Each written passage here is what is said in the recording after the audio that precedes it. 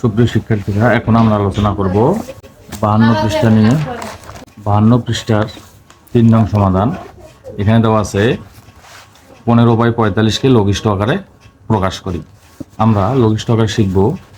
লঘিষ্ঠ অর্থ ছোট, এটা জেনে রাখা ভালো। পৃষ্ঠা নং 52, 3 নং। এখানে দেওয়া আছে 15/45কে লঘিষ্ঠ আকারে প্রকাশ করি। আমরা লঘিষ্ঠ আকারে প্রকাশ করব। 15 দেওয়া আছে 45। আমরা সংখ্যাগুলোকে ভেঙে লিখব।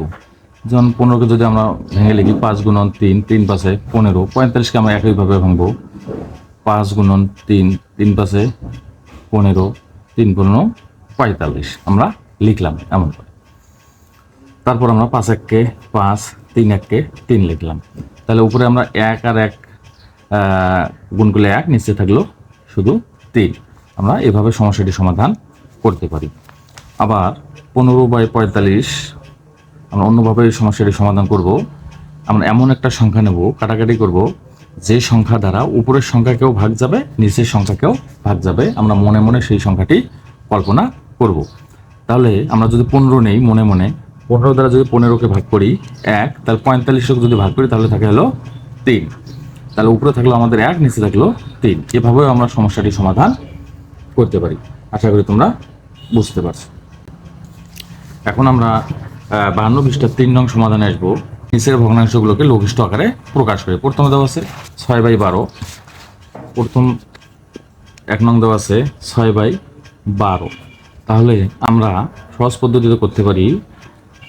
শিক্ষার্থীদের বোঝার সুবিধার্থে আমরা লিখব 2 × 3, 3 2 6।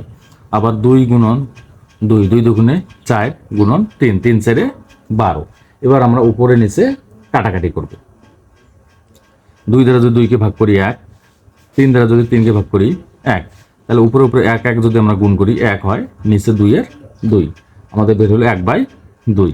এভাবে আমরা সমস্যাগুলির সমাধান করব। এবার আমাদের আছে 14, নিচে আছে দেওয়া 21।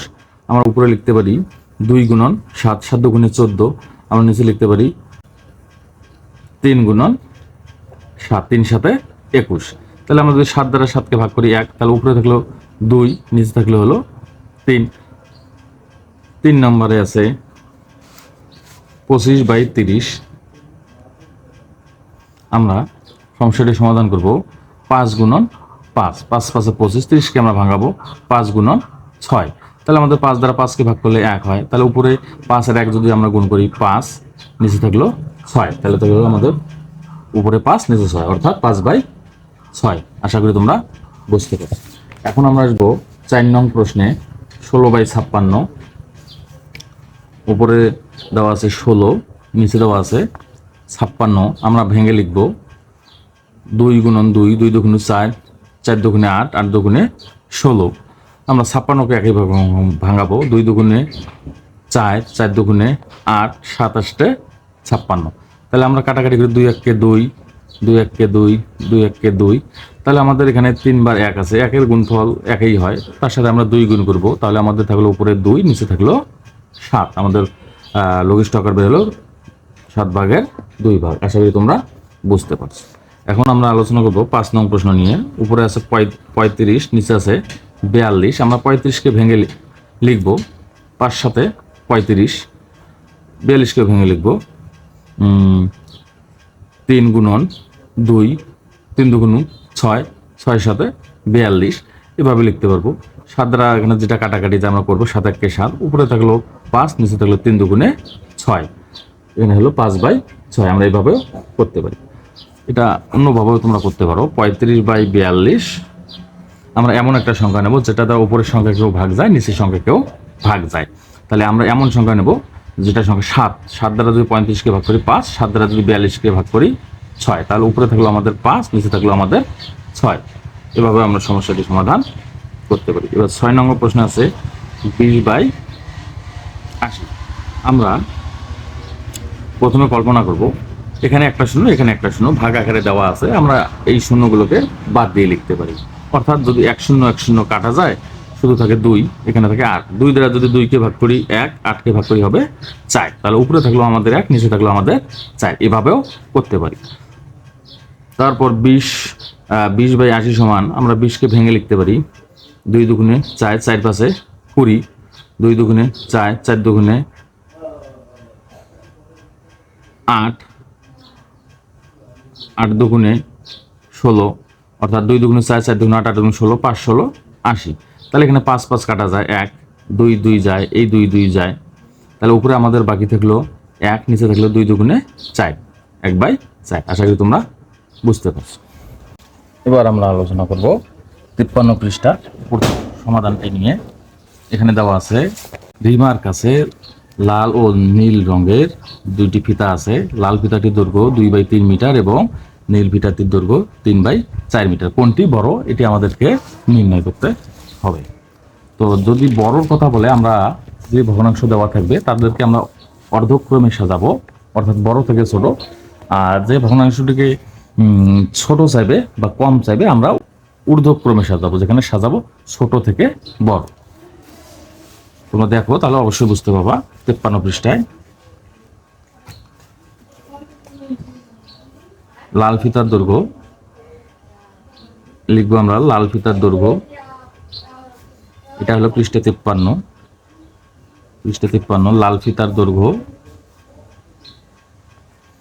লাল ফিতার দৈর্ঘ্য 2/3 মিটার। নীল ফিতার দৈর্ঘ্য 3/4 মিটার। এখানে ভগ্নাংশগুলোর হর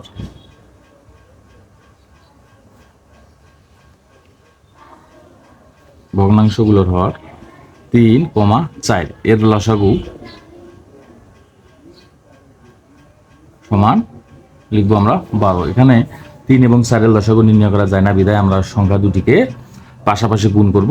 যত গুণফল বের হবে আমরা লসাগুটাকে সেটাই নেব। হ্যাঁ, তাহলে আমাদের 3 এবং 4 এর গুণফল বের হলো 12, তাহলে এর লসাগুলো বের হলো 12। তারপর আমরা লিখবো 12 ভাগ প্রথম ভগ্নাংশের হর 3 সমান ভাগফল বের হলো 4। সুতরাং দেবো আমরা 2/3 সমান 2/3 গুণন ভাগফল আমাদের যেটি বের হয়েছে 3 4, নিচেও 4। তাহলে উপরে থাকলো 4 দুগুণে 8, নিচে থাকলো 3 4 12। তারপর আমরা লিখবো 12 ভাগ দ্বিতীয় ভগ্নাংশের হর সমান বের হলো 3। সুতরাং আমরা দ্বিতীয় ভগ্নাংশটা লিখবো 3/4 সমান 3/4। গুণন দেবো ভাগফল বেরিয়েছে আমাদের যত, তত 3, এখানেও দেবো 3। তাহলে উপরে থাকলো 3 3 3 9, 3 4 নিচে 12। সুতরাং ভগ্নাংশের লবগুলোকে মানের অর্ধক্রম অনুসারে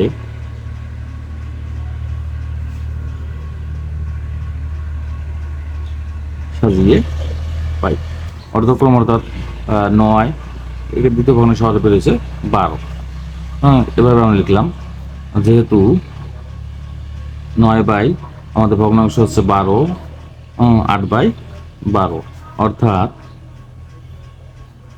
9/12 সমান আমাদের প্রথম ভগ্নাংশটা ছিল 2/3, আমরা লিখবো 8/12 সমান আমাদের ছিল 9/12 সমান আমাদের ছিল 3/4। 9/12 দ্বিতীয় ভগ্নাংশটা ছিল 3/4 এবং প্রথম ভগ্নাংশ যেটা আমাদের 8/12 বেরোছে, এই সোজা আছে আমাদের প্রথম ভগ্নাংশটা 2/3, আমরা 2/3 লিখবো। সুতরাং 3/4 আমাদের দেওয়া আছে নীল রং, 3/4 দেওয়া আছে নীল ফিতার দৈর্ঘ্য, এটা লিখবো আমরা নীল। হ্যাঁ, আর 2/3 দেওয়া আছে, এটা লিখবো আমরা লাল। তাহলে এখানে দেখা যাচ্ছে যে নীল ফিতার পরিমাণটা বড়।